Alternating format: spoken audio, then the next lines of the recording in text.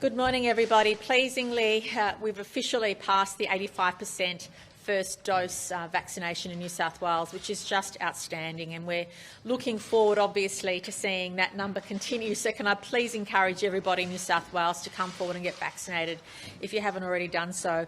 Our double dose has been confirmed now at 60%.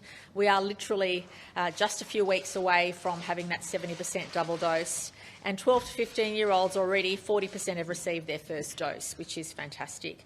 To 8 p.m. last night, we had 787 cases of community transmission, and tragically 12 people lost their lives. And we extend our deepest condolences to the families and loved ones of those who've died. And again, everything we've done in the last 3 months, as difficult as it has been to protect human life and to prevent people from ending up in hospital.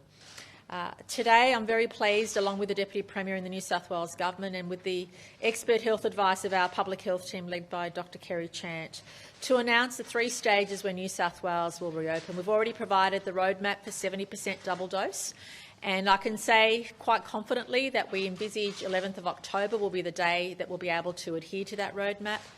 And I just say to everybody across the state, thank you so much for your patience. It is just this week and next week that we have to hang in there for. We're nearly there, and let's not give up at the last minute. I know how hard it's been because we've all experienced what we've missed out on, and I think all of us will be thinking about what we can do on the 11th of October, who would like to see and what we'd like to do. And I just say to everybody, it's just this week and next week, please hang in there. We also envisage that there'll be a very short period of time between 70% and 80%, as little as 2 weeks, because of the rate of vaccination that we've seen, the take-up that we've seen. So I really ask everybody to exercise a lot of caution between 70% and 80%. So at 80% double-dose vaccination, we can confirm that is when you'll be able to travel freely throughout New South Wales. We envisage that to be by the end of October. So we envisage that the 70% double dose will happen around on the 11th of October is when all that will kick in, and 80% will happen about a fortnight after that. But we ask everybody obviously to stay tuned so we can confirm those details. At 80%, you'll be able to go anywhere freely in New South Wales. You'll be able to stand up and have a drink at a pub. You'll be able to do, obviously, consider international travel and other things at that number.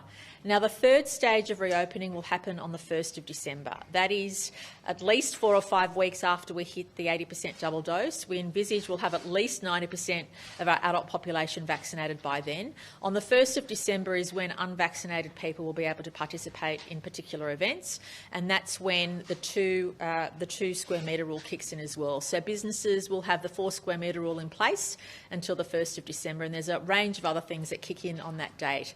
So I don't want to be the party pooper, but I've said let's not think about this as a freedom day, but let's think about this as a staged reopening to getting back to normal. But there's no doubt that for those of us who are fully vaccinated at the 70% double dose, life will feel so much better. Life will feel getting back to normal, and obviously a number of things kick in at 80%, including community sport, regional travel, and a whole range of other things. And then on the 1st of December will be the final stage of reopening where unvaccinated people will be able to participate. Now, the only exception is that for places of worship at 80% double dose, unvaccinated people will be able to attend places of worship at 80% double dose, but that's it. And we ask people to exercise a huge degree of caution.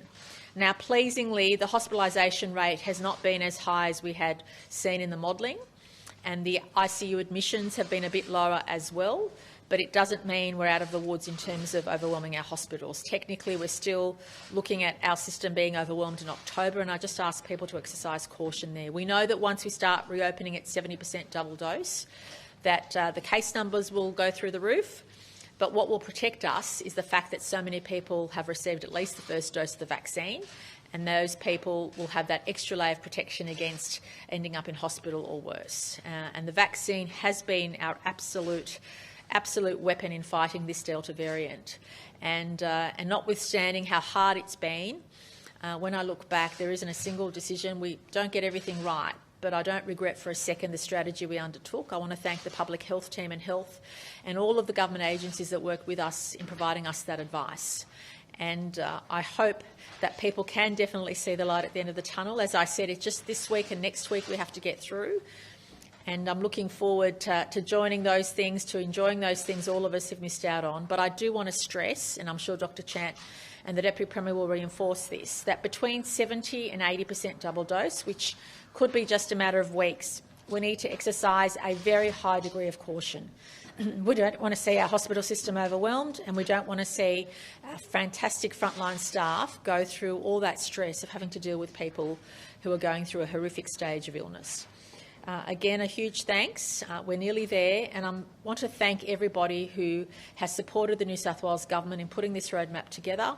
It provides certainty for business, certainty for individuals, and later this week or early next week we'll also be talking about some other details around what tracking and tracing and quarantine might look like during that time, between 70 and 80%, and also providing some further detail on compliance activity. Dr Chant will now give the health update. The Deputy Premier will talk in more detail around the aspects of the roadmap, including in particular in the regions. And I want to thank him and everyone who's been involved in supporting us putting together this roadmap for the people of New South Wales. And as the Premier, I can't feel prouder of the way in which the vaccination rates have gone. I think if you look at world experience anywhere, from where we were to where we've come, the way in which everybody's rallied together, and even though we've had some really difficult days, the people of New South Wales have stood together to achieve this outstanding result, and will now stand together as we move forward to enjoying those things in life we've been excluded from for too long. Thank you. So New South Wales has reported 787 locally acquired cases of COVID in the 24 hours to 8 p.m. last night, and there was one overseas acquired case.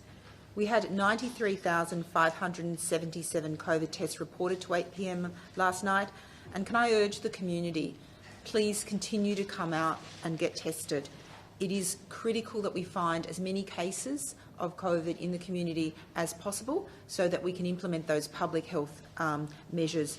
Knowing that you have COVID is important for you, but it also is important for your family and your loved ones. In terms of ICU, we have currently 214 cases in ICU, and again to re-emphasise, all age groups are represented in ICU, so it is critical that we continue to take COVID seriously. In terms of sewage detections, we've had sewage detections in Grafton North and South, and Wardell on the north coast, and Dareton in the far west. And in addition to the areas that I'm most concerned about, we are seeing increasing case numbers in areas around Newcastle. अगर आपको मेरी video अच्छी लगे तो please like कीजिए, share कीजिए और subscribe करना तो बिल्कुल मत भूलना। थैंक यू मेरे दोस्तों।